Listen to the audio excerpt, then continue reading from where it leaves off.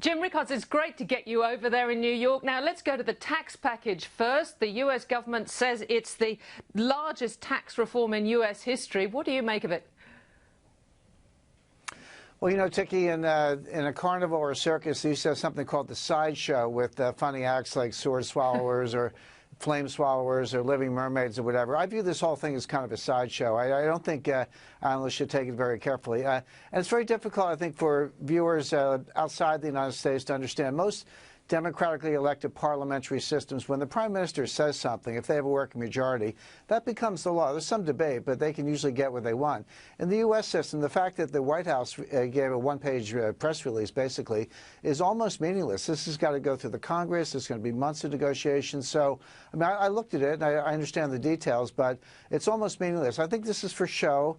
It's something, a little trophy for Donald Trump's first 100 days, which I think expire on Saturday, if I'm not mistaken. So they want to put a stake in the ground. It's the beginning of a negotiation, but the numbers don't add up. It's never going to get through Congress in its present form. It's completely devoid of detail. Even the bullet points they have don't give you any specifics to work on. So it's an interesting starting place. It's a good discussion point, but I don't take it very seriously at all. There will be a tax bill this year, later on in the year. Yeah, but Jim, how has the market responded in the last few months to the talk about tax cuts?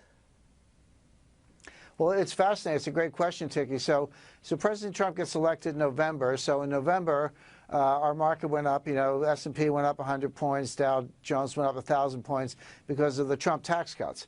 Then in December, the Dow Jones went up another 1,000 points because of the Trump tax cuts.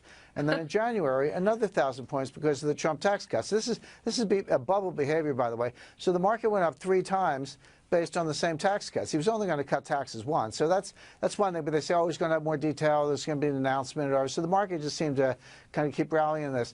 Now, but there's an old saying on Wall Street, you know, buy the rumor, sell the news. Late today, the U.S. stock market averages turned down because they took a look at this, and they were very disappointed. It didn't have a lot of the things they want, a lot of the detail they want, along the same lines I'm describing. You know, it's a one-page press release. So we'll see. I think the market's going to reserve judgment.